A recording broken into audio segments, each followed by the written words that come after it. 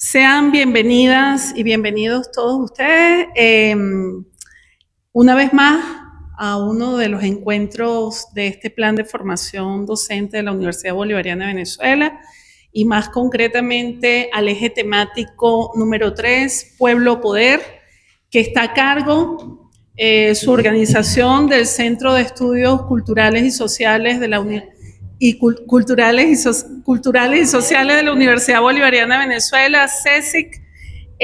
Como les decía, el eje temático que vamos a abordar el día de hoy es el eje temático 3, Pueblo y Poder. Para ello tenemos como invitado al doctor Carlos Rivas. Quienes no conocen al doctor Carlos Rivas, él es historiador, doctor en antropología, profesor de la UPTM y además, bueno, amigo desde hace muchísimo tiempo de la Universidad Bolivariana de Venezuela, comunero, coordinador de la Casa del Costurero, ¿cierto? En Santa Elena, que es un referente para todas y todos nosotros en el estado de Mérida, un referente de organización comunitaria. Yo creo que de los primeros, Carlos, cuando nadie creía en la organización comunitaria, ya ustedes estaban. Por lo tanto, es un referente para todos nosotros de digno reconocimiento. Y nada, como les decía, amigo de muchos años, fue presidente de la Misión Sucre, acá en el estado de Mérida. Y bueno, de la Universidad Bolivariana de Venezuela trabajamos con él durante todo ese tiempo y estamos profundamente agradecidos del Centro de Estudios Sociales y Culturales en la Universidad Bolivariana de Venezuela que usted haya aceptado la invitación. Y el tema que va a compartir el doctor Carlos Rivas con nosotros el día de hoy se llama Poder Comunal, Ciudadanía Activa y Sujeto Político Revolucionario. Nadie mejor que él para abordar este tema el día de hoy. Muchas gracias, doctor Carlos. Gracias. Gracias, profesora y profesores que están aquí hoy presentes, compañeros de trabajo, de sueños, de muchos espacios en los que, bueno, hemos compartido etapas de la vida y donde hemos podido realizarnos profesionalmente, donde hemos podido compartir ideas, encuentros, desencuentros, o sea, de todo eso se alimentan los lazos fraternales que unen a los seres humanos, no únicamente desde la posibilidad de compartir ideas, sino también de incluso confrontarlas, ¿no? Y confrontar visiones de mundo. Eso me parece que es maravilloso. Bueno, yo estoy muy contento de estar aquí con ustedes en este espacio, en este proceso de formación que fundamentalmente se plantea. Yo estuve leyendo los documentos que me compartió la doctora Liliana, a quien le agradezco la deferencia de haberme invitado a este espacio. Y bueno, tiene una misión fundamental, ¿no? La misión fundamental no es, como ya nosotros lo sabemos, ¿verdad? No es seguir reproduciendo la concepción bancaria del conocimiento, ¿no? Porque no tiene sentido. La idea es producir saber en esta coyuntura histórica tan particular que le ha tocado vivir a la humanidad en general y a nuestro país en particular, pues, que es una dinámica muy interesante, pero que exige mucho de nosotros. A pesar de las heridas, a pesar del agotamiento histórico, a pesar de bueno, de ese andar que hemos tenido tan desgastante en el tiempo, siempre vale la pena seguir defendiendo ideas en las que se incluyen a las mayorías. Y me parece que hoy día esas ideas tienen mucho más sentido. Mucho más sentido. Hay que reorganizar la lucha, hay que respirar profundo y bueno, seguir adelante, pues. Reconceptualizar cosas, replantear categorías, desintoxicarnos, voy a utilizar la palabra, ¿no?, de los dogmas. Creo que eso es muy importante en este tiempo, ¿no? Porque no estamos precisamente viviendo los inicios del siglo XX cuando triunfó la Revolución Rusa, que dejó un legado muy importante y que, por decir algo, por un ejemplo, ¿no? Sino que hoy día hay otras realidades, hay otros contextos, hay otros procesos que requieren de nuestra inteligencia, de nuestra capacidad para reinventarnos, así como nos reinventamos en la cotidianidad, también tenemos que reinventar las categorías, los conceptos, las nociones, las visiones, etcétera, etcétera. Y bueno, yo pretendo hoy tener este conversatorio. La profesora Liliana ha sido muy organizada en todo lo que hace, y una de las cosas que me dijo es, tiene 45 minutos, no se va a pasar de 45 minutos porque es importante la participación.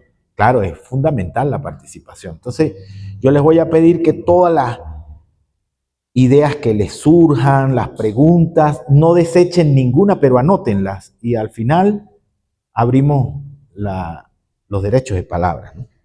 Para que tengamos el intercambio necesario, pero sin perder de perspectiva que lo fundamental de este proceso de intercambio de ideas, más que formativo, ¿verdad?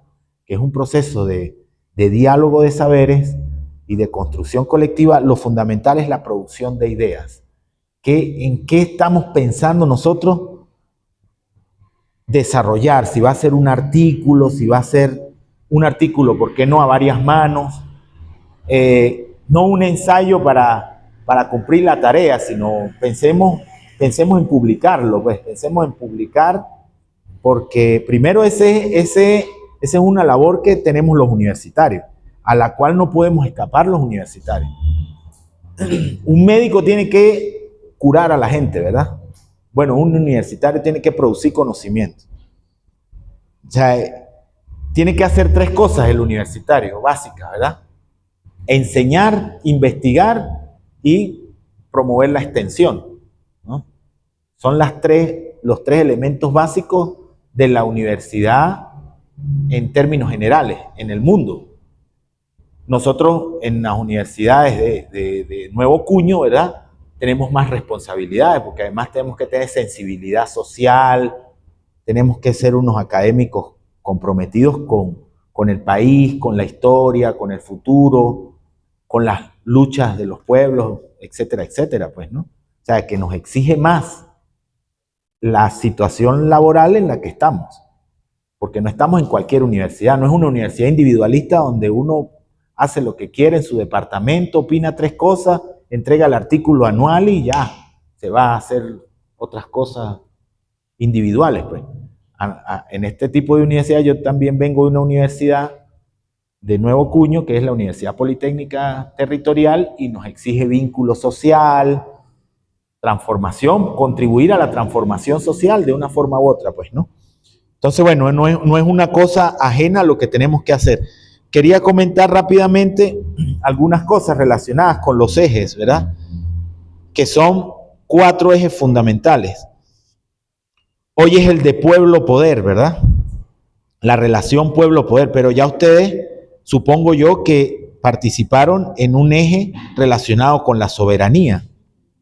Otro eje relacionado con las identidades, que es el de poder-pueblo, y uno que viene, que es el de la colonialidad y la descolonialidad, que no son ejes separados, sino que son ejes integrados. O sea, nosotros no podemos hablar de pueblo y de poder sin entender el proceso de las identidades, sin dialogar con la soberanía y, bueno, poner en discusión todo esto que tiene que ver con la colonialidad y la descolonialidad, ¿no? Que hay un debate muy interesante alrededor de esos elementos.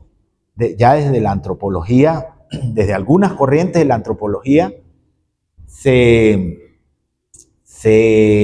voy a ponerlo de una manera cordial, pues, se está poniendo en remojo esa noción de decolonialidad, y porque pareciera ser más una moda que otra cosa. O sea, sobre estos temas se ha dicho mucho en el tiempo, entonces hay quienes pretenden darle una característica de novedad, de novismo a esto de la decolonialidad, y resulta que no, desde Simón Rodríguez hasta acá, eso ha sido un largo debate histórico, ¿no? y un debate histórico por la construcción de una identidad latinoamericana, nuestra americana, todo lo que escribió Martí en la segunda mitad del siglo XIX tenía que ver con eso, con la forja de la construcción de una identidad nuestra americana. Bueno, de Bolívar para acá, pues cuando lo dice en la Carta de Jamaica, América, los americanos son un pueblo nuevo, no son ni indígenas ni españoles, o sea, son un producto histórico distinto, ¿no? O sea, que ha sido una gesta por la construcción de una identidad que ha atravesado nuestra historia republicana, si se quiere, ¿no? Entonces, bueno, todos esos elementos hay que mirarlos como de conjunto. Y bueno, quería hacer mención rápidamente a las cuestiones que tienen que ver con las consideraciones ético-políticas que nos juntan en esta convocatoria, ¿verdad? Que son 4 también. Uno es la soberanía nacional frente a lo que está ocurriendo hoy en el mundo y en Venezuela. Qué cosa tan interesante, ¿no? O sea, por interesante no quiere decir que no sea dolorosa, que no sea angustiosa, que no sea inquietante, ¿verdad? Que genere incertidumbre, que además la incertidumbre nos acompaña siempre, nunca sabemos qué va a pasar, ¿verdad? Todo lo que hacemos, ponemos toda nuestra inteligencia, todo nuestro esfuerzo para minimizar la incertidumbre y sabemos que no tenemos certeza, eso es lo único que sabemos, eso es lo único claro, ¿verdad? Pero todo nuestro esfuerzo es para reducir o minimizar la incertidumbre, aunque tengamos que vivir con ella. Y bueno, ese momento que vive hoy Latinoamérica y Venezuela en particular es sumamente interesante y es parte de esa lucha histórica, pues cíclica incluso, cíclica, que es un debate, bueno, que se inició desde la propia llegada del europeo a América y que ha tenido sus variantes en el tiempo y que cuando nosotros decidimos ser naciones independientes, asumimos ese debate per seculum seculorum, pues hasta el final de los días. Y desde que Bolívar tuvo aquel intercambio de correspondencia con los voceros, los representantes del gobierno norteamericano, pues esa discusión se ha venido desarrollando, imagínense, desde el año 18, desde 1818. Hay un texto muy importante de Gustavo Pereira que se titula Escritos anticolonialistas y uno lo revisa, Escritos anticolonialistas, y se da cuenta que en el año 18 es cuando Bolívar más intercambia correspondencia con los voceros del gobierno norteamericano, porque hay pretensiones de invasión, no solo de Norteamérica, sino también de Inglaterra, invasiones por el Orinoco, penetración al territorio, etcétera, etcétera, ¿no? Y ese es el mismo año en que Bolívar se decide a inaugurar el Correo Nacional, que es el Correo del Orinoco, que se inicia en ese mismo año, en el 18, ¿no? ¿Con qué intención? No es con entretenimiento, no es con una intención de entretenimiento, no es la comunicación para el entretenimiento, es la comunicación para el combate, para la construcción de nuevos mundos, Es un mundo que está naciendo. Y otro mundo viejo, el del absolutismo, que está agonizando, pero en su agonía es más peligroso. Así como uno pudiera hacer la similitud o la alegoría con lo que está ocurriendo en la actualidad, ¿no? Que sí, el imperialismo norteamericano está herido, pero así herido es más peligroso que nunca, ¿no? Es capaz de experimentar armas con cualquier pueblo, ¿no? Como lo hicieron con Caracas, Miranda y esa zona el 3 de enero en 3 horas, ¿verdad? Bueno, otro elemento fundamental tiene que ver con la memoria. Y dice el texto con la memoria de los caídos, pero con la memoria de los caídos históricamente, pues. Hay 100 nuevos caídos después del 3 de enero. Sí, eso es otra cosa, pero aquí América Latina ha puesto sangre, bueno, para llenar el lago de Maracaibo, si uno quisiera hacer la semejanza, ¿verdad? A través del tiempo. O sea, hay que tener memoria histórica del proceso de lucha. Y esto pasa también por comprender nuestra historia. Otro elemento tiene que ver con la legitimidad.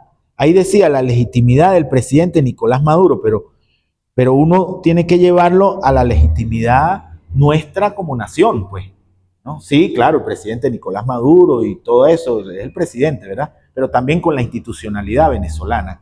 ¿Qué somos entonces nosotros? ¿Qué somos para el discurso oficial? Y ahí vamos a entrar ya con este tema que nos convoca hoy. O sea, ¿qué somos para el locus enunciatorum, el que dice, el que define?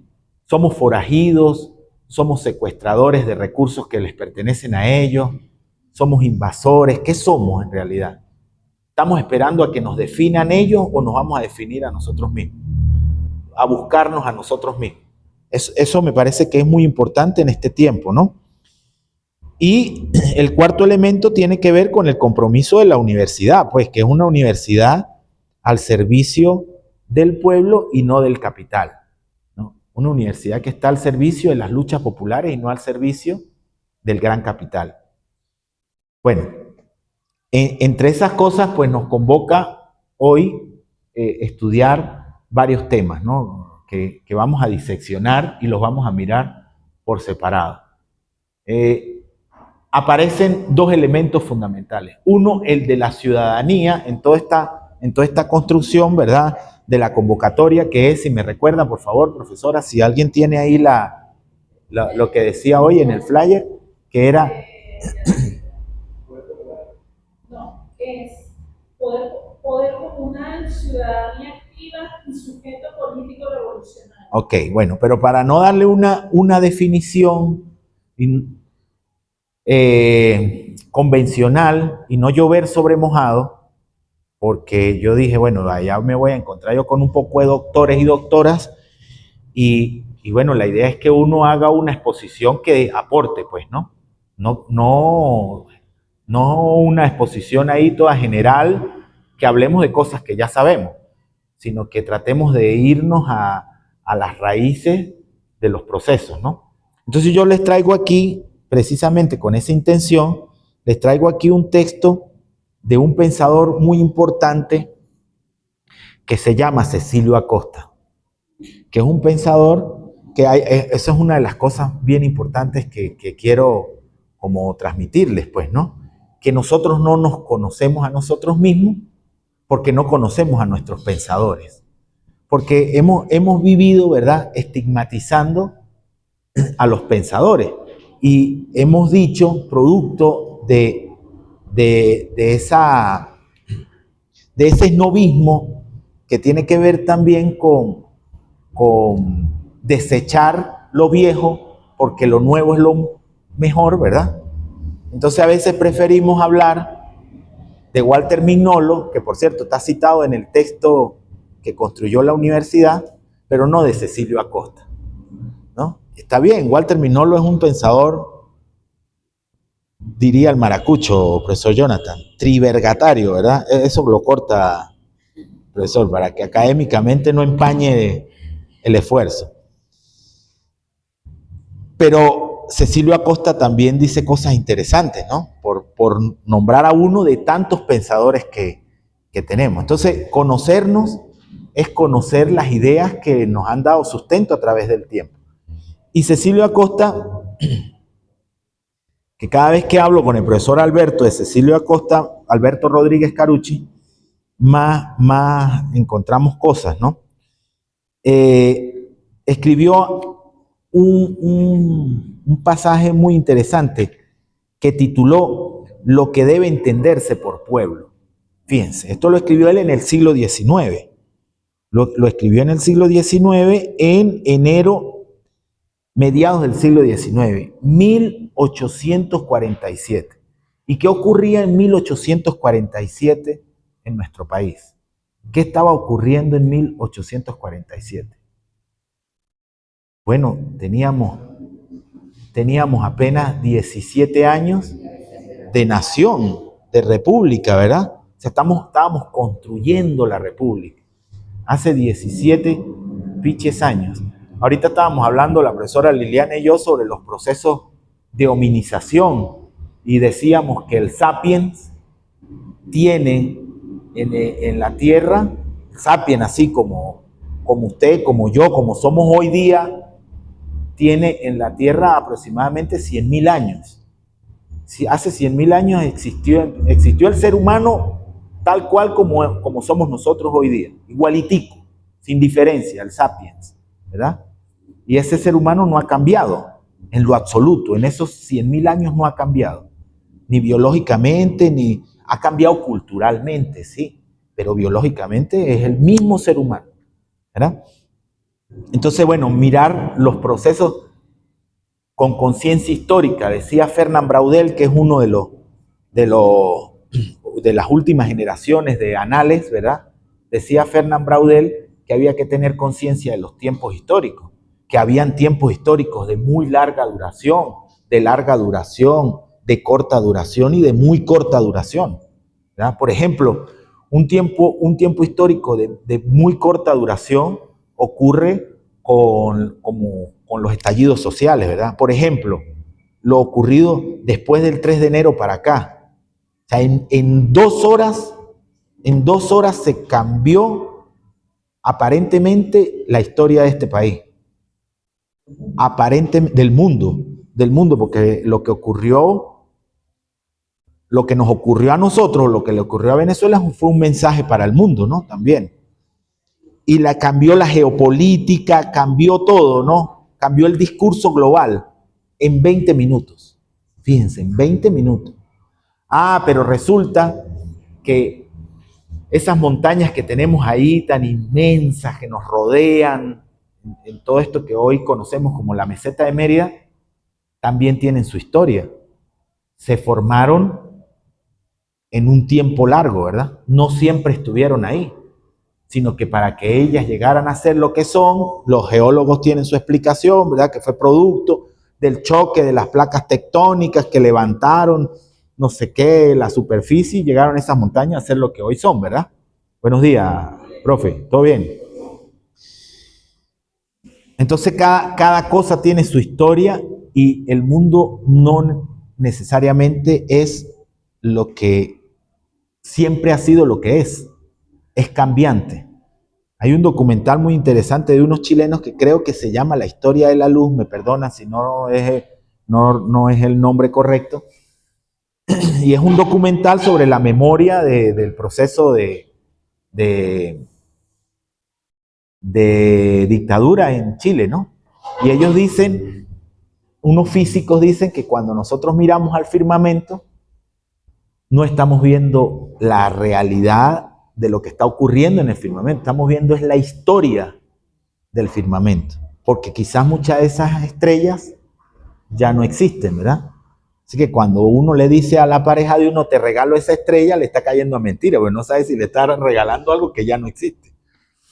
Entonces, así es el mundo, pues no, el mundo es historia y tiene tiempos históricos, y tener conciencia del tiempo histórico precisamente nos brinda la posibilidad de entender los procesos sociales en su larga dimensión, en su dimensión histórica, pues, ¿no? Si los miramos desde la inmediatez, no los entendemos. No puedo mirar el mundo desde la punta de mi nariz, tengo que mirar al mundo desde la concepción histórica que lo compone, ¿verdad? Entonces, bueno, este señor escribe esto y yo quiero que iniciemos por la lectura de la primera parte nada más.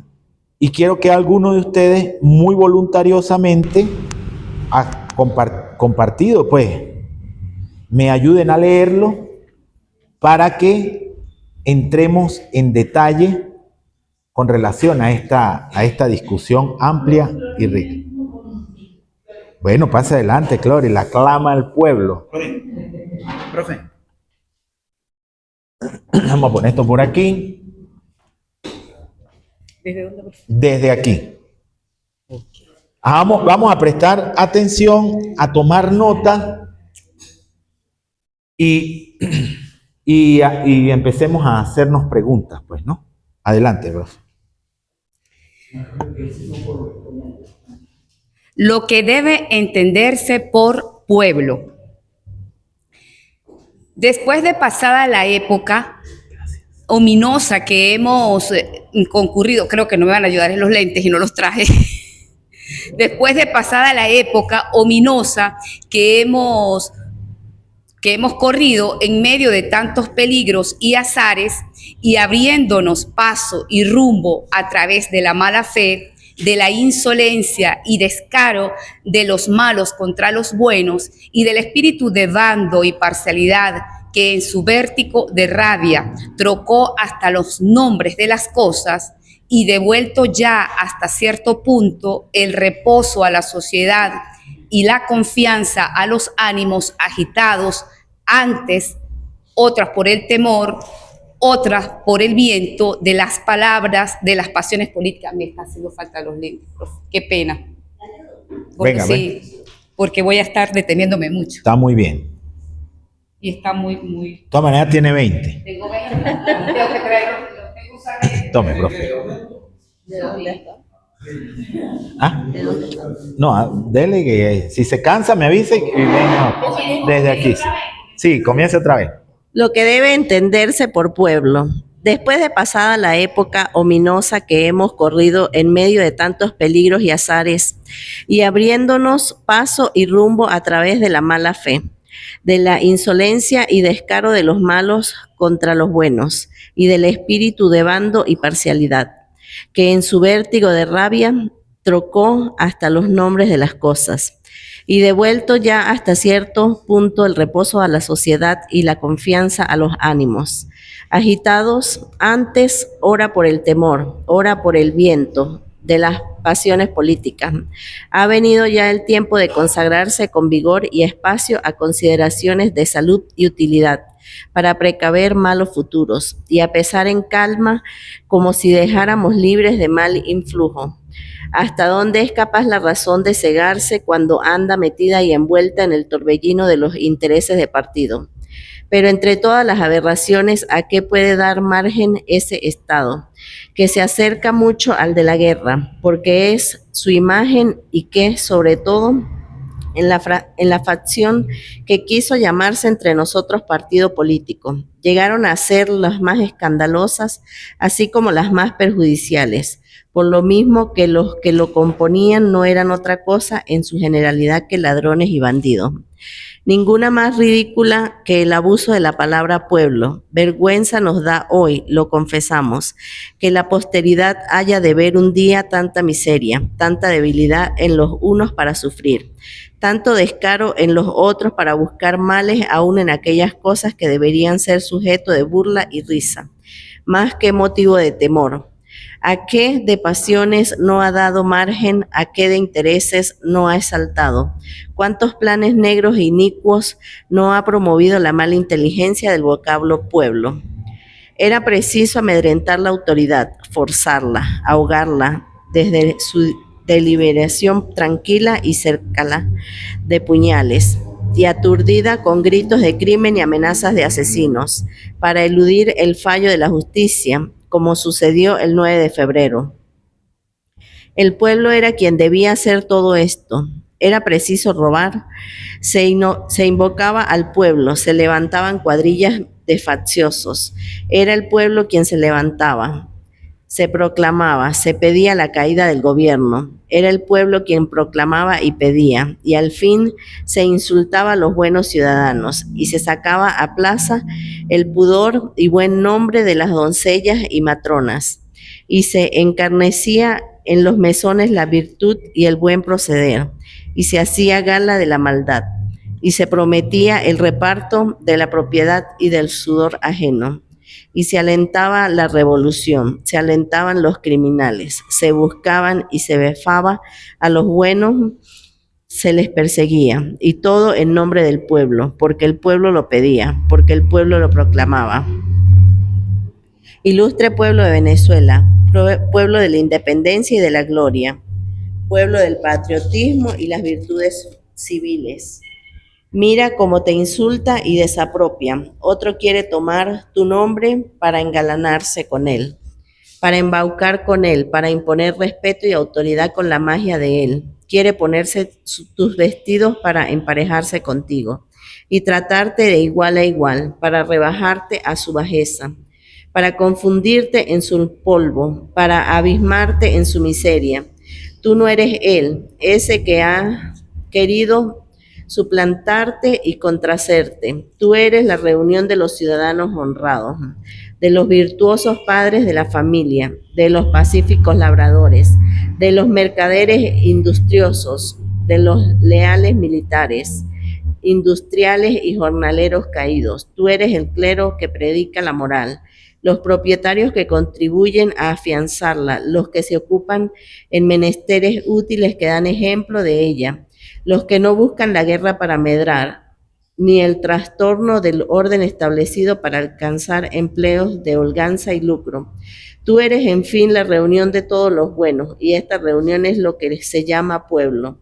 Lo demás no es pueblo, son asesinos que afilan el puñal, ladrones famosos que acechan por la noche, bandidos que infestan caminos y encrucijadas, especuladores de desorden, ambiciosos que aspiran, envidiosos que denigran y demagogos que trastornan. Sí, siga. Nosotros tenemos motivos para decirlo así. El que regaba la tierra con su sudor no dejó la escardilla para reunirse a turbas que proclamaban la expropiación, ni el mercader tampoco hizo alianza con los que querían el saqueo, ni el sacerdote con los que tenían en los labios la blasfemia y el pecado, ni el padre de familia que tenía vírgenes con los que hacían el reparto impuro del pudor.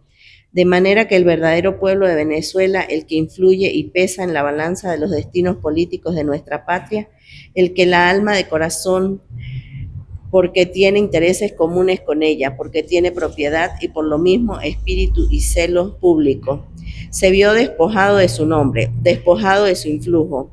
Ya no era el pueblo, porque no robaba, porque no denostraba, porque no sembraba rencores, porque no andaba en cuadrillas por campos y despoblados, porque no se reunía en los fijones, porque no se reunía en las plazas, porque no manchaba la vida privada, ni desacreditaba al gobierno, ni desobedecía a las autoridades, ni predicaba la rebelión, ni hacía cosa que fuese de provecho para trastornar el orden y desunir la sociedad. Y sin embargo de tanta torpeza en el uso del vocablo y sin embargo de tanta malicia en su aplicación, de tantos males que empezaron a palpar, eso se hizo al principio y eso se continúa haciendo después. Y eso se hubiese continuado tal vez si no se hubiese logrado parar la carrera que llevaba nuestra sociedad y que le precipitaba a su ruina.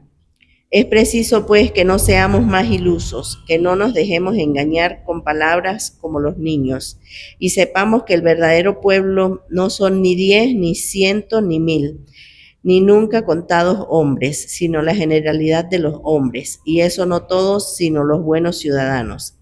Quizá en otra ocasión tendremos oportunidad de probar que este pueblo nunca conspira, porque en ello iría contra sus propios intereses, que los hace estribar en la paz, ni tiene tampoco derecho de conspirar, mayormente en los gobiernos democráticos como el nuestro, porque sería antilógico, porque sería destruir la obra de sus manos, que es el gobierno.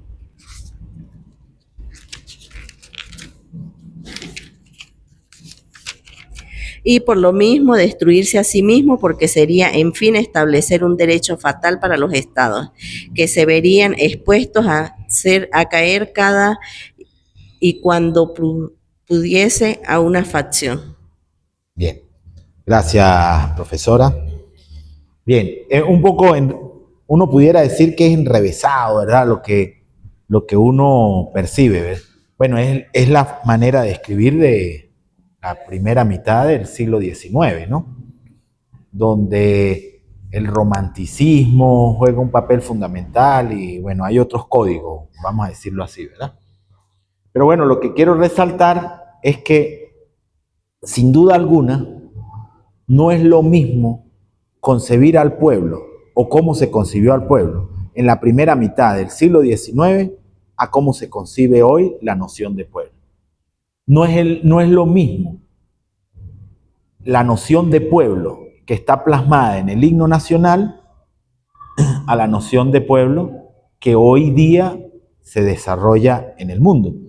Y lo mismo tiene que ver con relación a un concepto tan amplio y tan dinámico como es el de la ciudadanía, ¿no?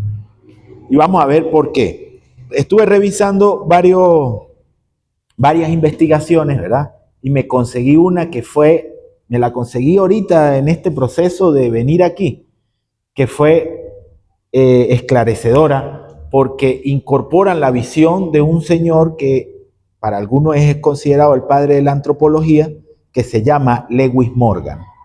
La ciudadanía concebida a partir de Lewis Morgan. ¿Quién fue Lewis Morgan? Bueno, Lewis Morgan fue un investigador, abogado, por cierto, ¿verdad? Toda esa gente que fundó la antropología, ninguno era antropólogo, todos eran Morgan. Ninguno era antropólogo, todos eran abogados, físicos, matemáticos, geógrafos, y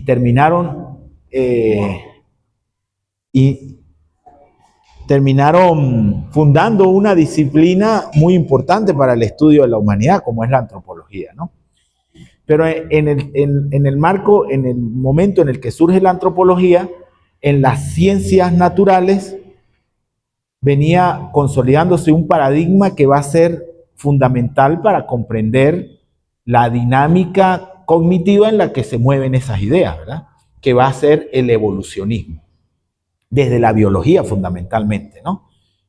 Aquí hay algún biólogo, usted es biólogo, o sea que usted sabe de qué estamos hablando, ¿verdad? Pero no es Darwin únicamente, ¿verdad? Darwin fue como el que se llevó los laureles, pero había un poco de gente dialogando estas ideas con Darwin, ¿verdad? Entre los que estaba Lamarck, ¿quién más ahí? A ver, dígame otro por ahí. Bueno, había un poco de ingleses y un poco sobre todo ingleses, hablando de este proceso de la evolución, ¿verdad? Y entonces, de la evolución de las especies, pues, ¿no? Porque, entre otras cosas, decían que venía atravesando el mundo por una serie de procesos, ¿verdad? Donde una especie daba origen a otra, ¿verdad? Que es lo que se conoce como el evolucionismo unilineal. Las ciencias sociales emergentes en ese momento no querían quedar por fuera de la cosa y dijeron, bueno, pues si los evolucionistas son los que tienen capitalizado el discurso hegemónico de la ciencia, pues nosotros también somos científicos, vamos a decir que el proceso humano también ha atravesado por estas mismas etapas, pues, ¿no? Unilineales. Y entonces se pretendió decir, y esto no es una cosa hecha por Darwin, sino por Herbert Spencer, ¿verdad? Que dijo que, bueno, si eso aplica para lo natural, debería aplicar también para lo humano. Entonces Herbert Spencer agarró y fue el que produjo el concepto del darwinismo social. Dijo, bueno, si todo eso que dice Darwin sirve para el mundo natural, para lo social también debería aplicar, porque las ciencias sociales son ciencia igual, ¿no? Tan científica como la humana, y entonces las naturales. Entonces, bueno, vamos entonces a mirar el mundo a partir de unos criterios que tienen que ver con estadios, dijo Morgan, ¿verdad? Y fue el que implementó la visión de los estadios. Entonces dijo que la humanidad tenía 3 estadios fundamentalmente, que era salvajismo, barbarie y civilización, dijo Morgan, ¿verdad? Esos eran los 3 estadios en los que, por los que la humanidad había atravesado y atravesaba inexorablemente, independientemente del lugar en el que se ubicara. Pero que el de la civilización estaba resguardado para Europa, ¿no? Era quienes tenían, vamos a decirlo así, estaban en el estadio superior, ¿verdad? Y bueno, conceptos como el de ciudadanía, y por eso lo pongo entre comillas, ¿verdad? Las ciencias sociales busca hacerle pesquisa desde el origen mismo del discurso eurocentrista. Y entonces buscamos el origen de la ciudadanía donde surgió la filosofía, donde surgió el pensamiento, en Grecia, ¿verdad? Aunque la ciudadanía en Grecia no existía. Primero tenemos que decir algo, el concepto de ciudadanía es un concepto moderno, no es lo mismo lo que significa la ciudadanía hoy en el mundo que tiene todas estas variantes a cómo se concebía en la antigua Grecia, ¿no? Donde además se dice que surgió la democracia, ¿verdad?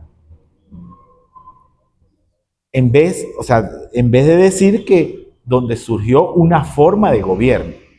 Pues porque uno lee las investigaciones alrededor de estos temas relacionados con el estado del arte de una noción como la de ciudadanía y uno encuentra el discurso evolucionista presente, vivo, pues, ¿no? O sea, como que si la cosa hubiera sido lineal. No, pues ahí todo el mundo participaba y la gente decidía y la gente se encontraba en foros de debate y la cosa era muy bonita, ¿verdad?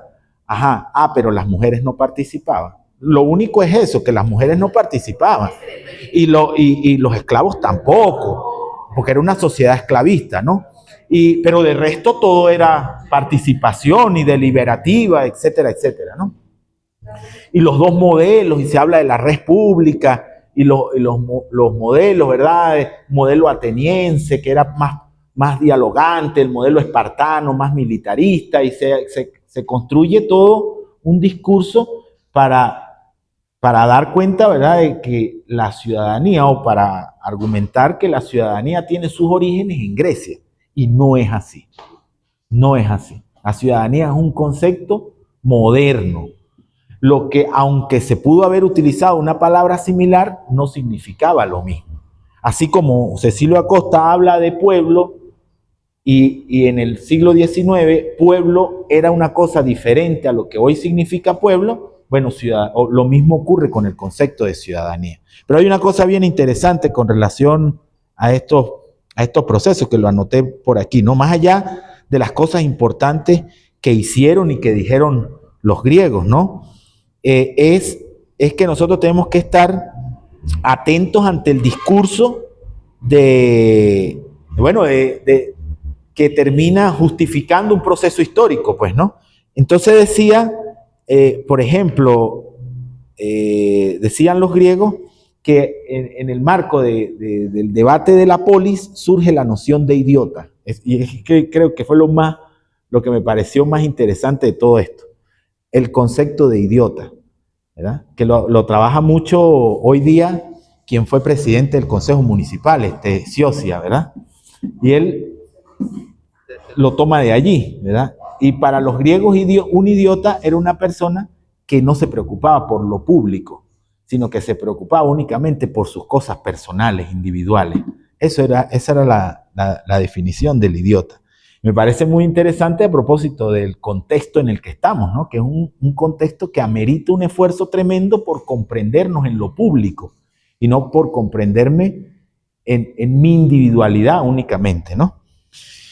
Bueno, luego en esa pesquisa del análisis histórico, ¿verdad?, dicen los investigadores, varios investigadores, lo pude conseguir en varios artículos, que, bueno, luego otro elemento fundamental alrededor de la ciudadanía gira alrededor de Roma, ¿verdad? Y cómo Roma empieza a incluir a comunidades que estaban fuera del proceso civilizatorio de Roma, ¿no? Acuérdense que es con Roma cuando se empieza a designar a algunos pueblos como bárbaros porque no están dentro de la lógica organizativa del imperio, ¿no? Pero por muchas cosas, por el idioma, por la cultura, porque, bueno, hay muchos elementos, pues, ¿no?, que tienen que ver, pero esa segmentación y esa separación entre lo que podría ser un ciudadano, ¿verdad?, un civis romano, o un ciudadano, soy un ciudadano romano, ¿verdad?, a decir, no, pues no soy un ciudadano romano, soy un bárbaro, ¿no? Entonces, todo e incluso uno estudia la historia europea, ¿verdad?, o la caída del Imperio Romano, y todavía hoy día se le acusa que el Imperio Romano cayó en manos de los bárbaros, ¿verdad?, de los bárbaros del norte, de los bárbaros asiáticos, etcétera, etcétera. ¿Qué iba a decir usted? No, que me recuerdo que la caída del Imperio Romano ofreció el Imperio anglosajono. Exacto. Ujú. Bueno, entonces hay como, se le pretende dar una secuencia, ¿verdad?, histórica a la noción de ciudadanía y encuentra esa noción en la Ilustración, vamos a decirlo así, su mayor elaboración en cuanto a la modernidad. ¿Por qué? Porque es allí donde primero surge o se escriben los derechos del hombre y del ciudadano. Y entonces aquí ya emerge una visión totalmente diferente a lo que se había concebido en otros lugares, pues, con relación a la visión de una ciudadanía. ¿Qué es entonces el ciudadano? ¿Quién es el ciudadano? ¿Es el que habita la ciudad o es el que tiene derechos pero también deberes? Y aquí entra lo jurídico a jugar un papel fundamental en la definición de la ciudadanía, ¿no? Ya lo jurídico desde el punto de vista moderno. Y es aquí, en la Ilustración, cuando se construye la visión de una ciudadanía pasiva y una ciudadanía activa, que tiene que ver fundamentalmente con los derechos naturales, los derechos básicos, ¿verdad?, que tienen que ver con la ciudadanía pasiva, pero son los derechos políticos los que le da la categoría a la gente de convertirse en ciudadanía activa. Son los derechos políticos entonces los que van a jugar un papel fundamental en ese sentido, y de ahí en adelante vamos a tener varias formas de concebir a la ciudadanía, desde una perspectiva liberal, desde una perspectiva republicana, desde una perspectiva multicultural, desde una perspectiva comunitarista también, desde una perspectiva postnacional, y la última corriente de ciudadanía que estamos viviendo, que es la del cosmopolitismo cívico, que es más globalista que otra cosa, ¿no? Pero esto es en Europa. Esto es en Europa. ¿Qué pasaba entonces aquí, en América? ¿Qué ocurría en América? En América entonces no habían ciudadanos. En América entonces esta discusión no se estaba dando.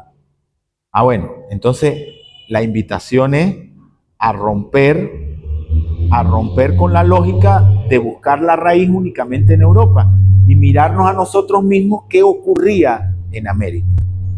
Evidentemente nuestros pueblos originarios nunca se plantearon este debate. Tenían otras discusiones de su momento, de su cultura, de su contexto. No estaban pendientes de construir ciudadanía ni nada de eso, porque primero en estas tierras, por ejemplo, los que habitaron aquí no vivían en ciudad. No existía esa visión del conglomerado humano como hoy la concebimos, pues. Para empezar, que cuando llegó Juan de Maldonado a fundar la ciudad, a mover la ciudad primero la fundaron en San Juan, después a la punta de la meseta, ¿verdad?, que es lo que se llama hoy la parroquia.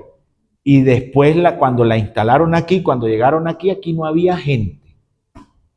Ustedes dirán, ¿cómo es eso? Y entonces, no, aquí en la meseta no había gente. Bueno, y la cultura tatuí, no, eso no existió. Porque nosotros creemos que es como un patrón, pues, de poblamiento, y no es así. La población que habitó estos territorios no estaba ubicada en la meseta, estaba ubicada en las cuencas de los ríos, o en el Chama, o lo que hoy día es el Chama, la cuenca del Chama, o en todas las cuencas que salen por la otra banda, la llamada otra banda. Ahí era donde estaban asentados los pueblos que habitaban estos territorios. ¿Por qué no había gente aquí en la meseta? Porque aquí en la meseta no hay agua. No hay agua. Y si no hay agua, aunque ellos tenían los pueblos originarios de toda esta zona tenían un gran conocimiento del área y unas tecnologías importantes para regadíos y acequias, no tenían acequias en esta zona, pues, ¿no? Esto era más como una zona de religiosa y de tránsito, más que otra cosa, ¿no? Más que habitacional. Y la forma de agrupamiento humano era a través de pequeños grupos familiares que no pasaban de 20 a 30 familias, ¿verdad?, en tipo archipiélago, pues, ¿no? Vivían en casas comunales, etcétera, etcétera. El punto es que los pueblos originarios, por lo menos de esta zona, no se estaban planteando esta discusión que tenía que ver con la ciudadanía. Como yo estoy seguro que tampoco era un debate del pueblo griego, el debate amplio alrededor de la ciudadanía ateniense, ¿no? Sino que era producto de una discusión de una élite, ¿no? De una casta, exactamente. Bueno, pues como ya todos sabemos, ocurre lo que ocurre en América, se instala la colonia y empiezan a reorganizarse el espacio. Empieza a reorganizarse el espacio. ¿En qué se reorganiza el espacio? En dos herramientas fundamentales. Una, los pueblos de India. Y la otra, las encomiendas. Empieza a organizarse el espacio de una forma diferente en función de la producción y del sostenimiento del encomendero, a quienes le asignan un número de indígenas desterritorializados, por lo general traídos de otros territorios, para que labraran la tierra y comenzaran a producir y digamos, se generara el sostenimiento de la vida en ese nuevo espacio conquistado, vamos a decirlo así, de parte de los españoles, ¿no? Evidentemente, en ese primer momento, que tiene que ver con todo el siglo XVI y XVII, ¿verdad? No había una intención ni del originario por incorporarse, ni del español o del invasor por incorporar al otro, ¿verdad? Tienen que pasar 3 siglos después de lo que vamos a conocer como la crisis de la sociedad colonial, para que ese nuevo sujeto empiece a reclamar participación, empiece a reclamar derechos, pues. Empiece a reclamar derechos, ¿verdad? Y como la corona en el siglo XVIII, o España fundamentalmente, lo que después va a ser España, atraviesa una crisis económica importante, busca captar recursos a toda costa, desarrollan unas reformas de las leyes que vamos a conocer como las reformas borbónicas, que no tienen otra intención que captar recursos, pero también relegitimar al gobierno de la corona en América. Y entre otras cosas, se tomaron varias medidas. Una de ellas era acabar con todo el proceso emergente de la industria americana. Todas las artesanías, o sea, que había gente que ya estaba empezando a hacer zapatos, estaba empezando a hacer vestidos, estaba produciendo insumos, bienes y servicios, ¿no? Todo eso desapareció con la intención de la corona de controlar todo el comercio, todo el intercambio, todo el proceso que tenía que ver con la economía básica de la colonia, ¿no? En nuestro caso, se funda en el siglo XVIII la compañía guipuzcoana, ¿verdad? Por todos conocida, ¿no? Que por cierto fue bombardeada también el 3 de enero, ¿no?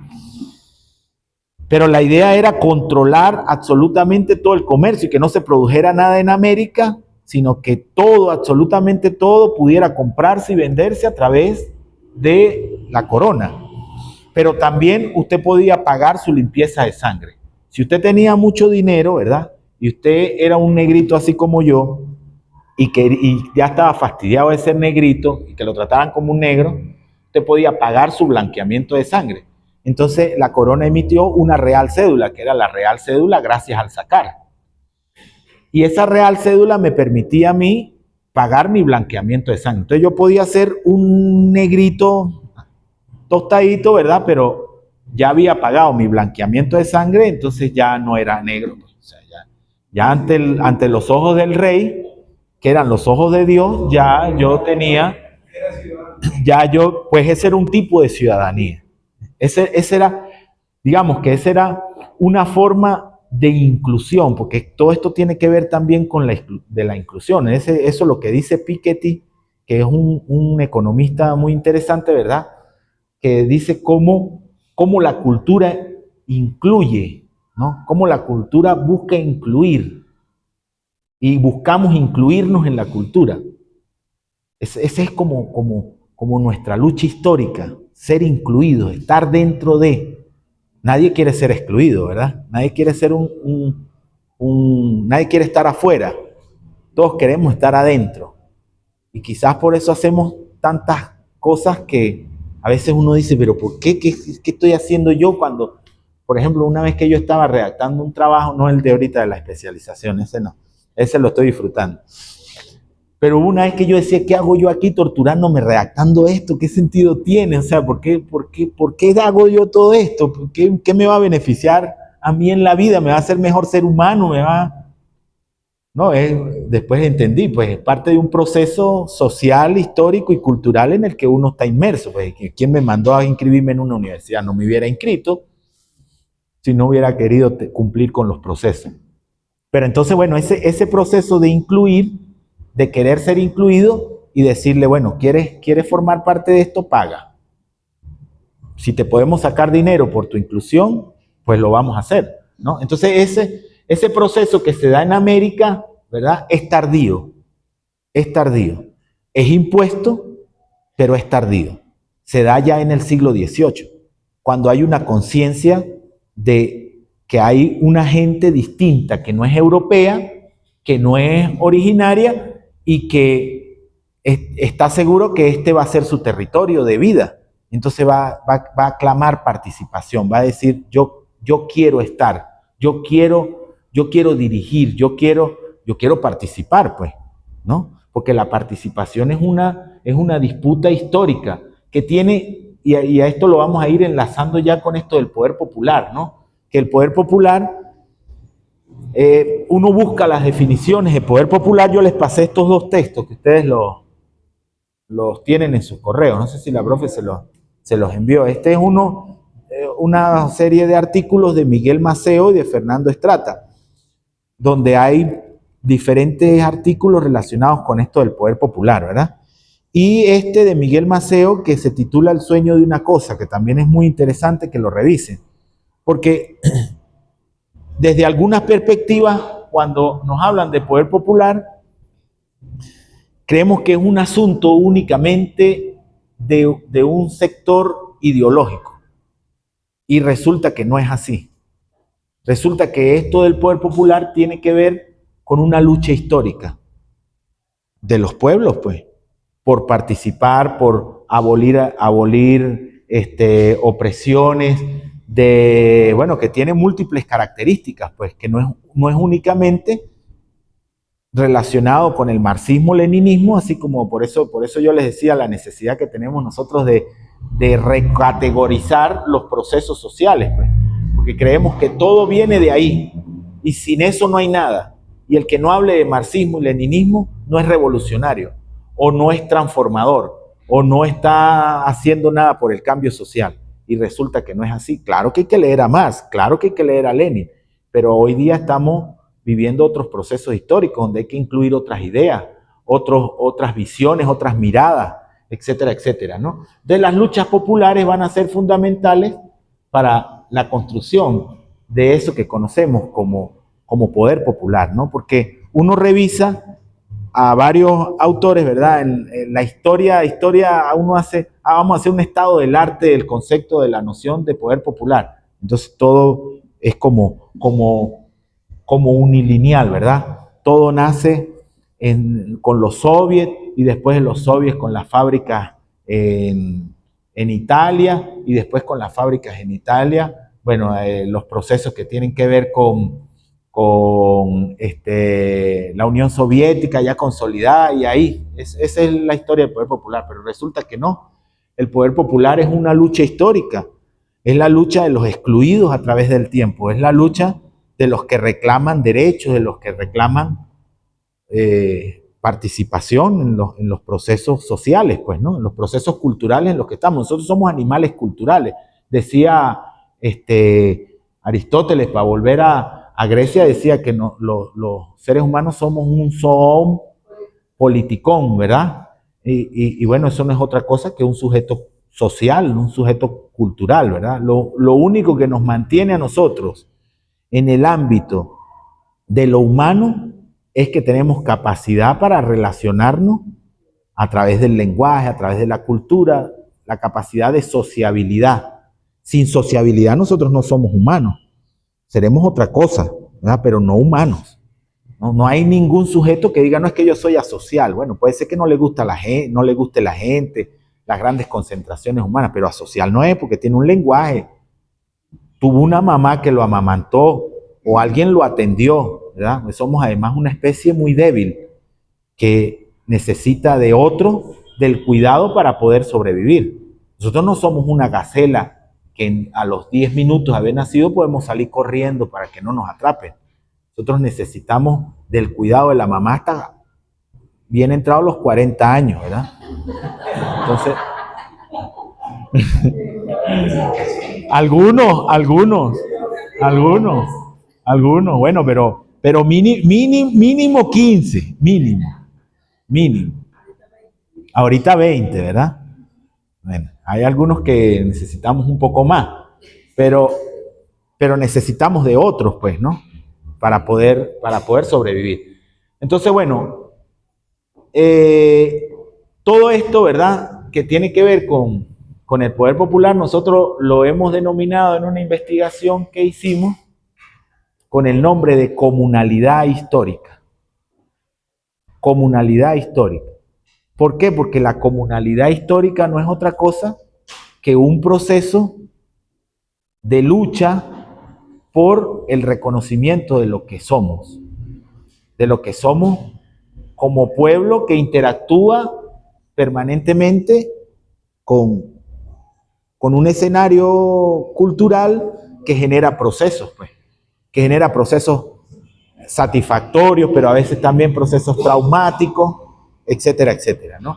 Y en el caso de América Latina, muy en particular, bien entrado ya el siglo XIX, el siglo XX, ¿verdad? En Venezuela, con el rentismo petrolero, en América Latina, bueno, surgen los nuevos movimientos sociales, ¿verdad? Los nuevos movimientos sociales, que vamos a decir que los nuevos movimientos sociales representan al nuevo sujeto histórico.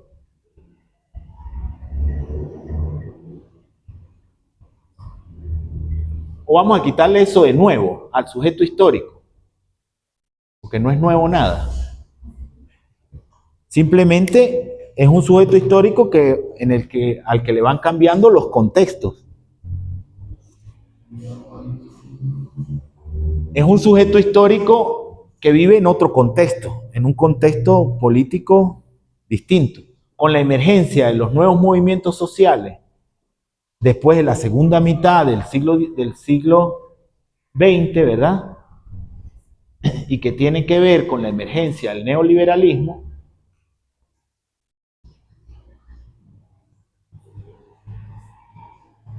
pues viejas luchas se retoman y se reclaman otras demandas, nuevas demandas, ¿verdad? ¿Cuándo surge entonces los nuevos movimientos sociales en América Latina? Bueno, tiene también su proceso histórico, ¿verdad? Hay algunos que hacen referencia como primer elemento al triunfo de la Revolución Cubana, que marcó un hito importante en el mundo, en 1959. Fue tan importante la Revolución Cubana que impactó en Francia, porque por lo general uno dice es lo que ocurre en Francia o en Europa lo que impacta en América. En este caso fue al revés, como muchas cosas en realidad han sido al revés. Pero la mirada la tenemos es aquí en este lado del mapa siempre, ¿verdad? Como muchas cosas han sido. Por ejemplo, fíjense, un ejemplo que yo siempre uso tiene que ver con la relación Bolívar y Oliari. Daniel Florencio Oliari fue edecán del libertador Simón Bolívar. Y después que el libertador muere, pues se desata todo un espíritu antibolivariano y tiene que irse Oliari después, ¿no? Se va a Inglaterra. Y le impactó tanto todo ese proceso que vivió con Simón Bolívar, que le puso a uno de sus hijos Simón Bolívar Oliari. O sea, no fue que Bolívar quedó prendado de Oliari, porque Oliari era irlandés y venía de la vieja Europa. No, fue al revés. Fue al revés el asunto. Y el tipo, Simón Bolívar Oliari, crece, ¿verdad? Y crece con los archivos de su padre. y es quien trae todos los archivos a Venezuela y le propone a Guzmán Blanco imprimir todos los archivos de su padre. Y es cuando se publica por primera vez las Memorias de Oliari, que son 34 tomazos, que no se puede hablar de la historia de Venezuela sin consultar esa colección, ¿no? Hay varias ediciones. Entonces la cosa no es, nos han enseñado al revés. Sí, que nosotros vivimos admirando lo que ocurre afuera. Y resulta que hay mucha gente de afuera que admira lo que ocurre aquí en nuestros adentros, en Venezuela y en América Latina. Entonces, bueno, la Revolución Cubana impactó al mundo de tal manera que 10 años después ocurrió una rebelión sumamente interesante en términos académicos, intelectuales, políticos, que fue el Mayo francés.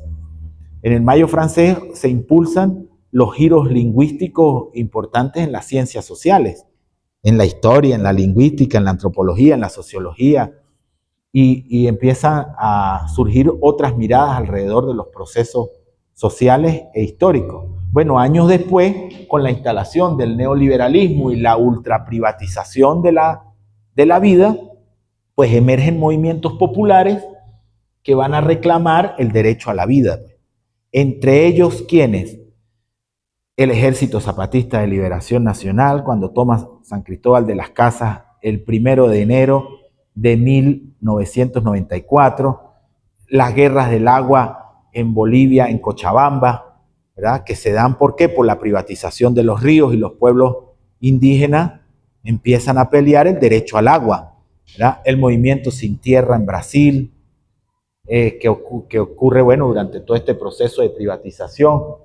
Los piqueteros en Argentina, esos son parte de los nuevos movimientos sociales, movimientos que van a reclamar otra visión de la ciudadanía, de la relación con el Estado y de la construcción de la democracia, que no es una cosa acabada. La democracia no es una cosa acabada. Cuando ustedes oigan a alguien hablar de la democracia, hay que preguntarle cuál democracia. Igual como alguien que hable de la ciudadanía, ¿cuál ciudadanía? Si es una ciudadanía liberal, individualista, al servicio del mercado, pues esa ciudadanía no le sirve mucho a la colectividad. ¿Qué tipo de ciudadanía? ¿Qué tipo de democracia? ¿Qué tipo de sociedad? ¿Qué tipo de proyecto histórico? Escarbar en los adentros de esas nociones son fundamentales para poder edificar nuevos procesos. Bueno, yo quería finalizar, ¿verdad?, para abrir los derechos de palabra y ser consecuente con el tiempo, con algo que me parece que es muy importante. En el marco de este proceso de emergencia de nuevos sujetos, de nuevos procesos, de nuevas demandas,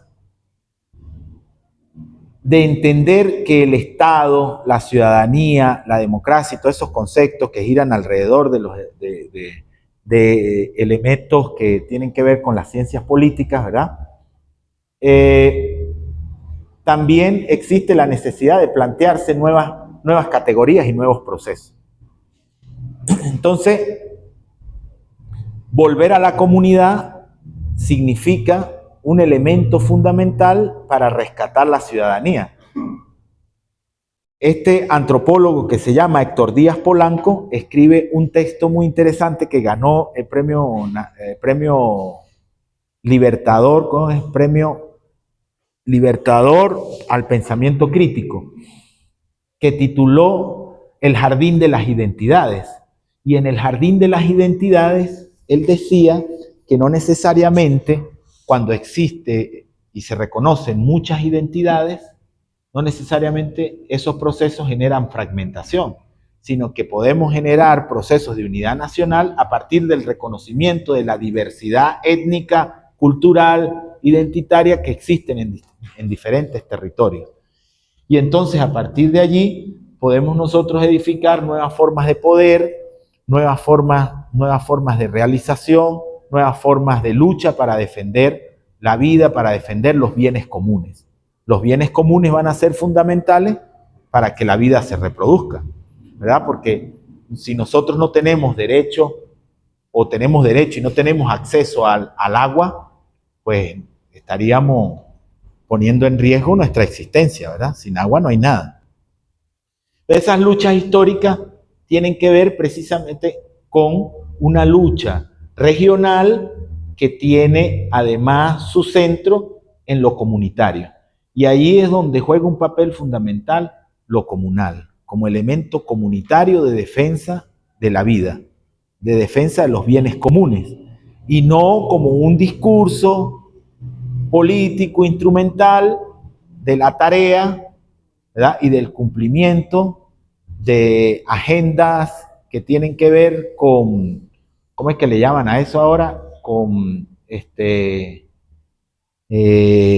guachos, con lineamientos que construyen los partidos políticos, sino con agendas comunitarias de defensa de la vida.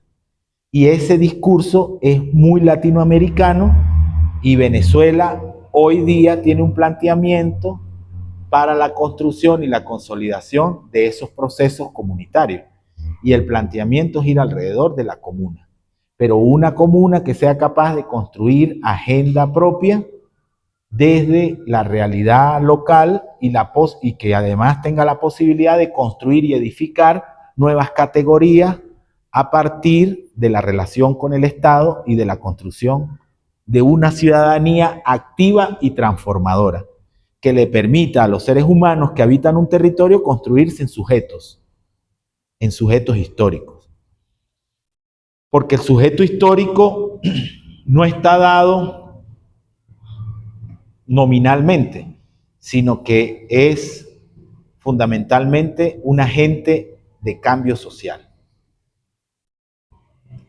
Sin duda alguna, sobre estos temas hay mucha tela que cortar. Yo quiero finalizar dejando la idea de que el proyecto de lo comunal es un proyecto nuestro americano, no es un proyecto venezolano, es un proyecto nuestro americano y Venezuela tiene o ha estado delineando, no es que tiene la fórmula, ha estado delineando una vía para la construcción de la comuna en Venezuela desde lo venezolano, pero no es la única. No es la única. Los movimientos sociales en toda América Latina y en México se ha estado avanzando mucho en eso, tiene una visión de lo comunitario que es bastante interesante.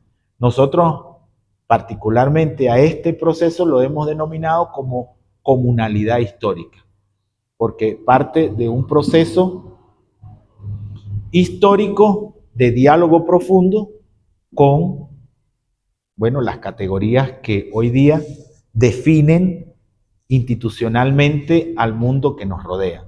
Diálogo, no negación, diálogo. No es negar a Europa, sino dialogar con algunos pensadores europeos de tú a tú, pues, ¿no? No de forma subordinada, ni que nos sintamos menos, ni que nos sintamos más, sino de igual a igual, pues. ¿Qué nos sirve y qué podemos nosotros aprovechar del conocimiento de la humanidad para seguir avanzando hacia un nuevo modelo cultural? Bueno, evidentemente aquí se desprenden muchas discusiones, muchos debates, y la idea es que a partir de este proceso nosotros podamos generar nuevas ideas, pues. Escribir y producir, porque el acto educativo, transformador, se basa en la producción de ideas y no en el consumo de ellas. ¿Decía quién? Paulo Freire decía eso, ¿verdad? Que es uno de los padres fundadores a distancia de esta universidad también. Bueno, muchas gracias.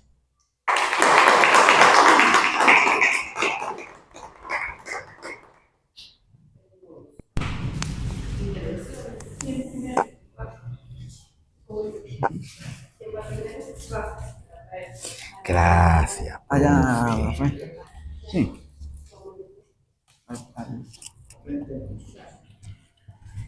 ¿Está encendido este caballero? ¿Encendido? Bueno, primero gracias al profe Carlos Rivas por esa, por esa, por esas ideas. Y bueno, tenía tiempo que uno no sentía así en la fibra de ser latinoamericano con tanto orgullo en el último momento de la disertación, pues, en recordarnos que nuestro ombligo es tan o más bonito que cualquiera ombligo eurocéntrico, imponente y que nos ha impuesto en muchos sitios, ¿no? Y nos genera esa reflexión, pues, el hecho de volver a reconocernos en nuestros pensadores, en nuestros escritores, que pareciera que es como decía el profesor, son solamente libros o ideas que están en bibliotecas. Y una universidad como las nuestras deben generar esos procesos, de que esos libros caminen, no tanto a nuestros estudiantes como seres sin luz, sino sobre todo a esos procesos importantes que, como señalaba ellos, la comunalidad histórica, término interesante, y en el cual nosotros debemos aportar, porque realmente desde todo este proceso duro que estamos viviendo, el tener elementos nos permite avanzar. Hacía una acotación ahí sobre el ALBA, cómo el ALBA nace. El ALBA nace y después aparece como un segundo nombre, el TCP, como Tratado Común de los Pueblos. Y creo que eso es parte importante de esos procesos que se generan en nuestra América importante, de ubicar, de integrar todas esas ideas que van desde nuestro hermoso México hasta la Patagonia, que los une, no desechando los procesos históricos que también tiene Canadá y tiene el mismo los Estados Unidos, en cuanto a la formación de esos procesos comunales y de poder popular, que es lo que nosotros debemos en este momento ubicar, reflexionar y tratar de tomar esos elementos que nos permita avanzar en este momento. Y en verdad que a veces la rabia nos ciega a las ideas, la impotencia a veces nos hace cegarnos en cuanto a los procesos, pero es algo importante que como decía el profesor y lo señala el mismo proceso de formación, oye, debemos nosotros generar, y me parece interesante que más allá de un ensayo individual, sacar ese aprendizaje y ese desarrollo colectivo y establecerlo como colectivo. Es decir, hacer un documento colectivo, ya no solo individual, sino colectivo, no sé, será de los centros de estudio, será a través de los núcleos académicos, que podamos dar nuestra visión, nuestros elementos discursivos, nuestros elementos teóricos, nuestros elementos propositivos de lo que debe ser el poder popular en estas condiciones. Y creo que hoy nos han dado como ese correntazo para avanzar en eso. Y sobre todo de asumir esa propuesta de no hacerlo tanto individual, sino como colectivo. Y creo que existe suficiente elemento, suficiente fortaleza en todos nuestros profesores como para avanzar hacia eso. Gracias, profe.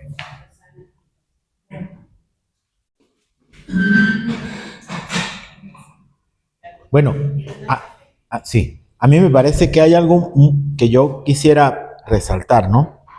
La necesidad de poner a hablar a las disciplinas. Porque históricamente hemos construido conocimiento desde parcelas.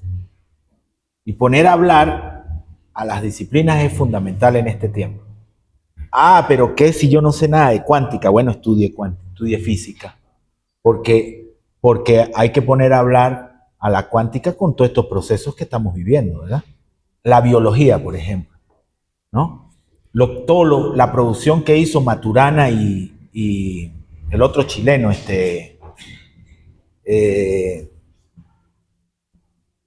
ya me voy a acordar. Pero desde la biología que terminaron hablando de epistemología y del lenguaje y todo eso, ¿verdad? Biología del amor, ¿verdad? Entonces, bueno, todos esos elementos son fundamentales. Poner a dialogar los saberes. Hoy día es un reto fundamental que tenemos los universitarios de este tiempo. Así. Ajá. Tú hiciste mención de muchas cosas, ¿no? Y realmente este es un tema que podemos estar aquí, no sé, semanas discutiendo en torno a esto, sobre todo que son categorías que vienen desde aquí, ¿sí? Que hay que revisitarlas, revisarlas, todos los releerlas, resignificarlas, sí, repensarlas, porque todo, aún hoy en día, obedece a esta lógica, a esta racionalidad, ¿sí? Que fue trasladada a Occidente y que todavía permea el conocimiento, ¿sí? Y que quieran o no, incluso desde universidades de nuevo tipo, de vanguardia para la transformación, a veces consciente o inconscientemente, la reproducimos. Yo soy profesora de Derecho, estudio jurídico, y yo cuando le hablo de ciudadanía a mis estudiantes, como el vínculo jurídico que surge como consecuencia de la nacionalidad, porque así está en la Constitución además, yo me remito acá. Les hablo, por supuesto, de todo eso, ¿sí? Que cómo operaba lo que era la razón en griega, ¿verdad? Cómo operaba y la profunda hipocresía que lo acompañaba. Porque por un lado hablábamos de la razón, pero por otro lado se justificaba, se reivindicaba, eso es lo que tú acabas de explicar, la esclavitud, ¿sí? Las mujeres no eran ciudadanas, obviamente, porque no eran sujetos de derecho, por lo tanto no podían tener la categoría de ciudadano, lo que para ellos era ciudadanía, ¿correcto? Eso se traslada al derecho romano, se convierte en norma, ¿sí? Y por supuesto se traslada al pensamiento enciclopedista liberal y se reproduce en los textos constitucionales, Carlos, porque todavía está ahí, ¿sí? Que por supuesto la Constitución de 1999 significa un salto cuántico en muchos sentidos, pero subyacen ciertos elementos que todavía están permeados de esta racionalidad. Y eso hay que admitirlo y eso hay que decirlo. Y los profesores de Derecho, pues nos remitimos porque es así, pues está allí, con las críticas profundas desde el derecho crítico, etcétera, etcétera, pero lo tenemos que decir, ¿sí? Entonces, ciertamente, esas categorías que son categorías políticas, categorías jurídicas, tienen que ser revisitadas, ¿verdad? Hay que darles una relectura, pero no nos podemos quedar ahí, Carlos. Nosotros tenemos que trascender todo eso. A mí me luce bien interesante y cuando uno habla de estas cosas, incluso en el aula de clase hay estudiantes aquí. Uno a veces le da cierto temor porque ¿qué pasa? Cuando uno habla de eso, no, el chupaflor, en esos términos, uno le da hasta miedo muchas veces, ¿no? Hacer críticas bien agudas porque eso forma parte del poder constituido también. ¿Sí? La reproducción de esas categorías hacen parte de eso. Y definitivamente nosotros, si queremos trascender, si queremos ir a eso que tú acabas de llamar comunalidad histórica, me parece una categoría hermosísima, que ojalá algún día nos podamos volver a reunir nada más para conversar sobre eso. Nosotros debemos entender, considero, que no es solamente darle un nuevo significado, sino entender que si nosotros no comprendemos que todo eso debe formar parte de un proceso civilizatorio distinto, ¿sí? mediado por el amor, mediado por la solidaridad, ¿sí? Mediado por el reconocimiento del otro, que de eso hablaba muy bien Walter Mignolo, por cierto, el paradigma otro, ¿sí? Que es la mirada que hay que darle a las cosas y al conocimiento, pero la mirada desde los que vieron llegar los barquitos de Cristóbal Colón. No desde la mirada de los que criticaron ese proceso desde Europa, como fue la Escuela de Frankfurt, por ejemplo, que nos siguen diciendo que solamente hay 3 paradigmas. Todavía, dentro de las ciencias sociales, nos dicen que hay 3 paradigmas, y uno de ellos es el sociocrítico. Pero el sociocrítico fue desde Europa, fue desde allá, ¿sí? Entonces Walter Mignolo dice que tenemos que trascender a observar y hacer un abordaje del conocimiento desde la mirada de los que estaban aquí, es decir, el otro. Entonces, mi humilde opinión, y así lo expresé en mi tesis doctoral y no le cayó muy bien a todo el mundo, ¿sí? Primero, la negación del paradigma, ¿sí? Que viene de aquí, por cierto, ¿correcto? Y que ciertamente si nosotros queremos deslastrar esas categorías, ¿sí? Desde esa racionalidad, nosotros debemos entender y comprender que no podemos prescindir, entre otros, de la solidaridad.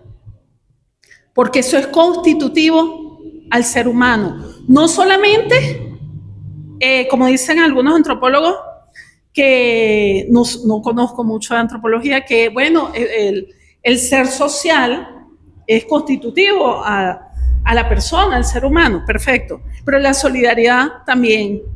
Margaret Mead, tú la debes conocer, una antropóloga norteamericana, no conozco todo el trabajo de Margaret Mead, y con esto cierro, contaba la historia del el fémur roto.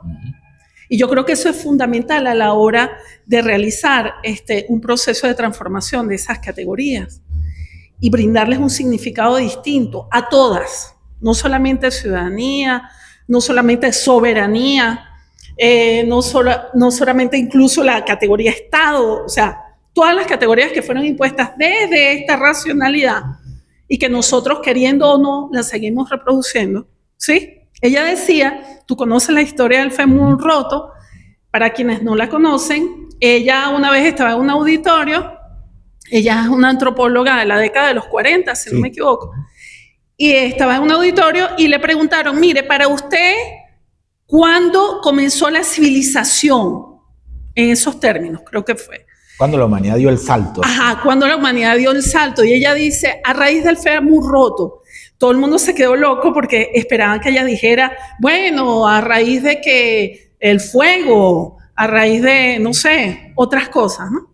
Y ahí dice a raíz del fémur roto, porque encontraron un fósil, ¿cierto? Corrígeme, algo así.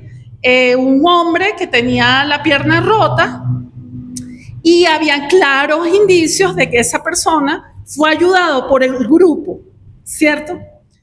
Y entonces ella dice, eso es lo que determina ese salto, eso es lo que determina la civilización humana tal y como la conocemos a partir de la solidaridad. Es decir, no lo dejaron solo, ¿verdad?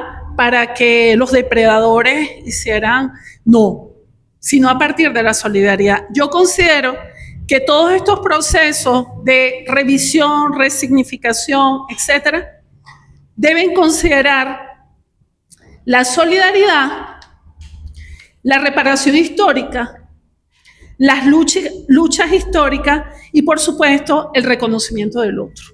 Sin eso, quedamos en lo mismo. Le colocamos adjetivos al lado para que suene distinto, ¿sí?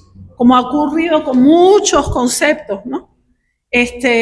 Incluido el tema de las comunas, incluido el tema del poder popular y muchas más categorías, siempre le colocamos como un adjetivo al lado y con eso resolvimos. Resulta que no.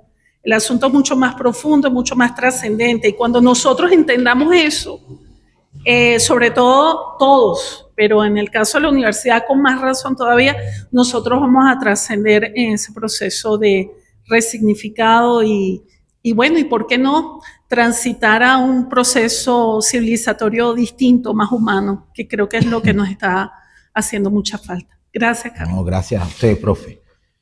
No, interesante, siempre interesante escuchar a Rosana, que además venimos peleando sobre estas cosas desde hace bastante rato, ¿no? Y bueno, evidentemente sobre estos temas no se ha dicho la última palabra. Hace unos minutos antes de empezar con esta exposición, yo estaba hablando con la doctora Liliana Bautista, precisamente sobre las identidades y todo eso, ¿no? Y los esencialismos. Se señala o se ha dicho hasta la saciedad que los esencialismos son negativos, ¿no? Se le acusa incluso a alguien de esencialista. No, pero ¿por qué tú quieres ser negro puro? Casi africano, ¿por qué? Si tú no naciste en África, ¿no?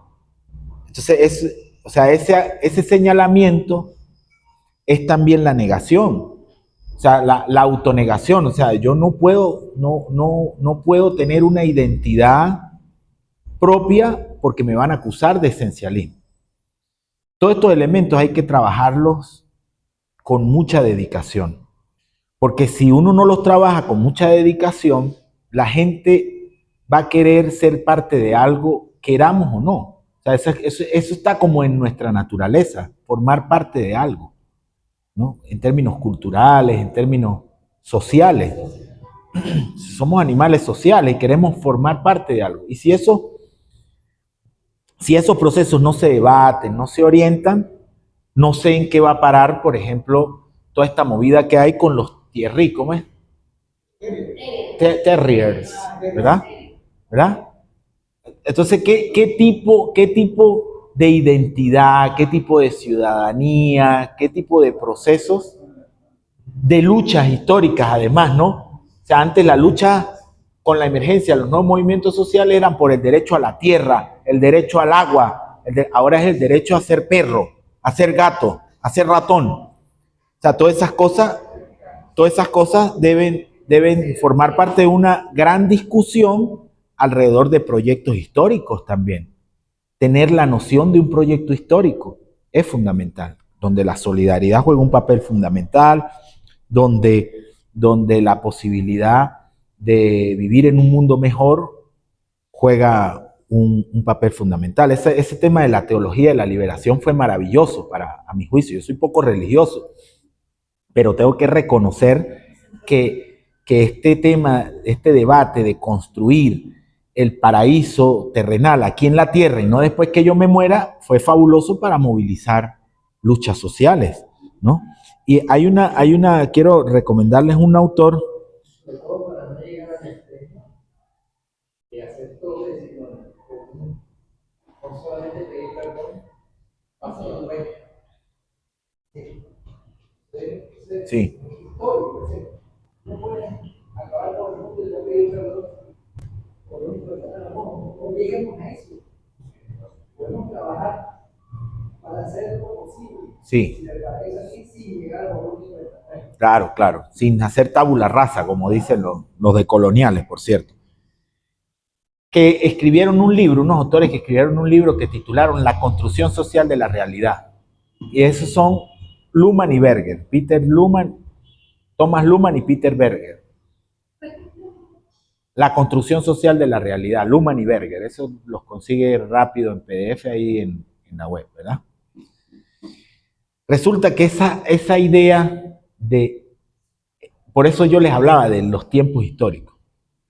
Esto siempre ha sido así. No, eso es falso. El que diga que esto siempre ha sido así es falso. Las cosas nunca han sido como hoy se me reflejan ante mis ojos. Lo que se me refleja ante mis ojos es un fenómeno que tiene una explicación histórica y que seguramente anteriormente se hizo de otra forma. No, pero esas montañas siempre han estado, ni siquiera esas montañas siempre han estado ahí, ni siquiera, mucho menos las cosas que hacemos los seres humanos. Porque eso de siempre ha sido así ha servido para justificar muchas cosas. desde la violencia a la mujer hasta pare de contar, pues. Hasta el darwinismo social, el pobre es pobre porque quiere. No, el pobre, nadie quiere, ¿quién quiere ser pobre? No, es que yo, nada, que pinga acostarme sin comer. Eso sí es fino todas las noches. Por eso es que yo soy pobre. No, porque eso entonces justifica que hay todo un sistema que excluye, que necesita de unos pobres para que puedan vender su mano de trabajo, su fuerza laboral, etcétera, etcétera. Pues no, todas las cosas que podemos decir a partir de allí. Pero eso de que esto siempre ha sido así, es una racionalidad precisamente que hay que conocer, pero que hay que ser capaces de mirar para otro lado. ¿Cuál es la otra posibilidad? Mire, yo tengo aquí una definición de poder popular que no se las leí. Y se la voy a leer. Mire esta definición de poder popular, clásica. ¿Quién me va a decir que esto no es poder popular? Poder popular es una propuesta para la construcción del socialismo democrático mediante un modelo de democracia participativa y protagónica en la que se sustenta la organización del Estado socialista. ¿Verdad? Muy bonita la definición, pero a mí me parece que poder popular no es esto. Únicamente. Es mucho más, es más amplio, tiene otros horizontes. Que necesita la democracia participativa. Sí, claro que sí, eso es fundamental, ¿verdad? Pero a mí me gustan, por ejemplo, las ideas que plantea Enrique Dussel y que planteó hasta el final de sus días. Cuando él hablaba de la transmodernidad y decía que el proyecto se construía en el camino. Así como dice el poeta, se hace camino al andar. Pero nosotros tenemos una idea que todo tiene que ser un cliché, ¿verdad? Y entre más se parezca a lo que dijeron los soviéticos a principios del siglo XX, más revolucionario es. Y no es así. Y no es así. Que sin negar, evidentemente, los aportes que hicieron los soviéticos, sin negar las ideas de Lenin, que son fundamentales. Por ejemplo, ese texto que tiene hoy, dos textos que tienen tanta vigencia de Lenin. El imperialismo, fase superior del capitalismo. Volver a leer eso es fundamental. Aquellos que decían, no, que el imperialismo no existe, bueno, ahí está. Y es más asesino y genocida que nunca, ¿no? Y el otro, un paso adelante, dos hacia atrás. Interesantísimo en eso, para mirar esa larga marcha revolucionaria. Pero Dussel decía algo muy interesante. Superar la modernidad como modelo civilizatorio, donde está evidentemente el capitalismo, donde está el imperialismo, donde están todos los dispositivos de opresión que giran alrededor, que sostienen a la modernidad como modelo civilizatorio. Transmodernidad, superar a la modernidad es fundamental para defender la vida,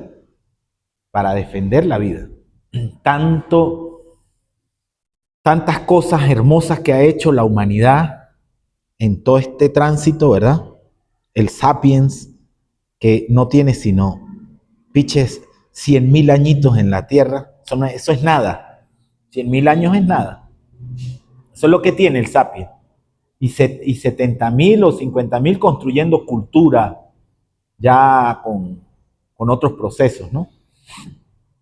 Bueno, todas las cosas que ha hecho y con las manos, y las puede destruir con los pies, con una guerra nuclear. No aguanta el planeta una guerra, no la aguanta. Con un dedo, con oprimir un botón. Entonces, eso es así, no es así. No que eso es así, no, es una manera de verlo. Pero hay otras, y esas otras son las que tenemos que escudriñar. Porque claro, eso es muy bonito desde la visión evolucionista, ¿verdad? Plantearse que la ciudadanía es una cosa que viene de Grecia. Y eso le da argumento a todo el proceso de definitivamente posicionar a Europa en el centro, ¿verdad?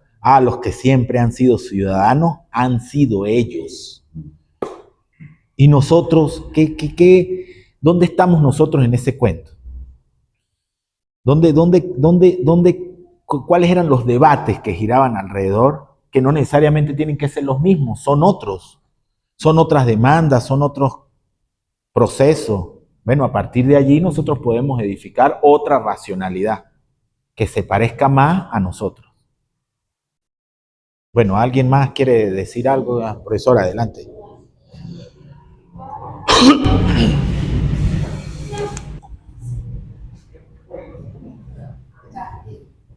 ¿Ah?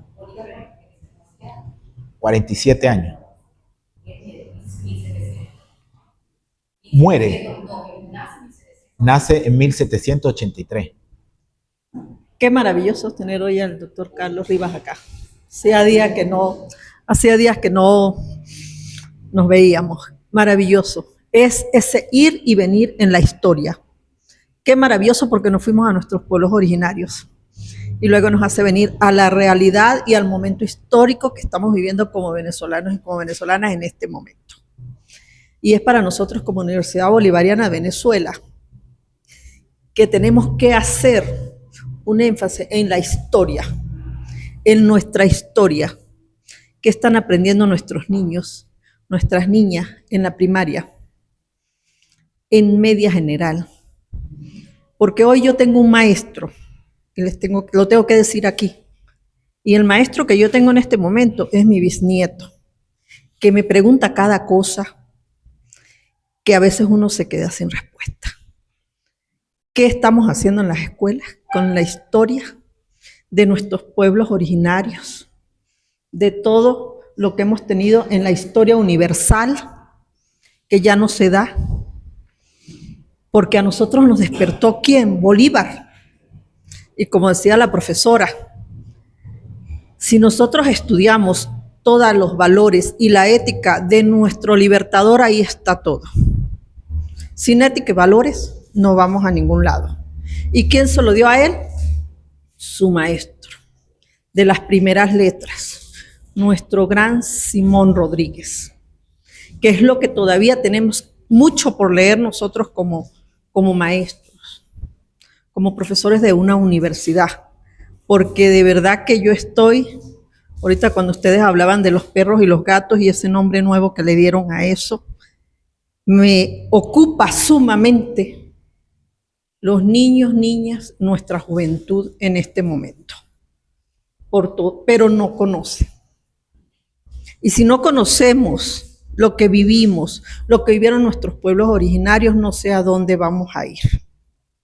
Porque esa fue lo que nos dejó, porque tuvimos que 30 años de democracia representativa y 30 años de democracia participativa, donde con nuestra Carta Magna del 99, el comandante Hugo Rafael Chávez Frías nos abrió nuestra mente para que nos formáramos, porque él forma ahí, tiene un papel fundamental en que nosotros abriéramos los ojos a la realidad, para poder llegar ¿a qué?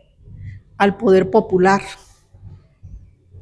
que está en construcción, que tenemos que dar esos aportes, pero si como docentes universitarios en este momento no damos los aportes al subsistema de educación básica, que no se le está dando la historia a nuestros niños y niñas, a nuestros adolescentes, a nuestros jóvenes, y lo digo con base, al ver lo que ven mis nietos en los diferentes liceos y hasta en las mismas universidades.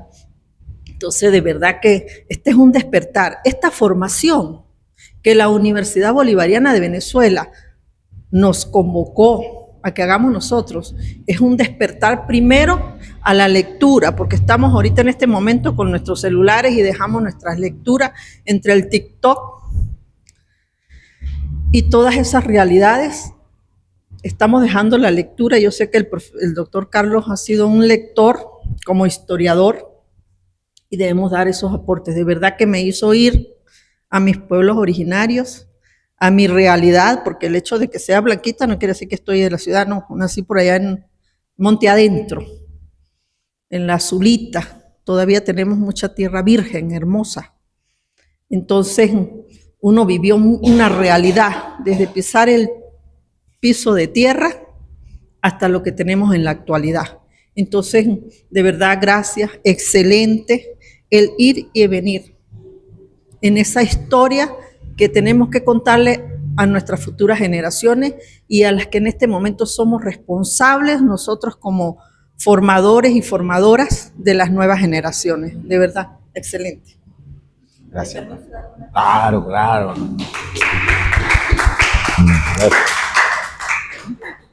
Bien, gracias, profe. Culminamos entonces nuestro tercer eje temático, Poder y Pueblo, agradeciendo al doctor Carlos. Ajá, Mercedes, ¿ibas a decir algo? Sí, ven, por aquí. Ya, Mercedes, por favor. Bueno, pues entonces no lo digas, lo dices después. Despídete primero. Despídele. Profesor Carlos, muchísimas gracias por ser siempre parte de esta familia de la comunidad ubevista. Agradecido por ese aporte que ha realizado en este proceso de formación. Me imagino que estuvo muy interesante ese intercambio de saberes, ese diálogo de saberes que nos caracteriza a nosotros como casa de estudio, como procesos educativos transformadores, ¿no? Entonces, bueno, esta es su casa, profe, y muchísimas gracias nuevamente a todos ustedes por su participación el día de hoy. Nos vemos entonces en una próxima jornada de formación el día jueves. Continuaremos entonces con la formación. Gracias, profe.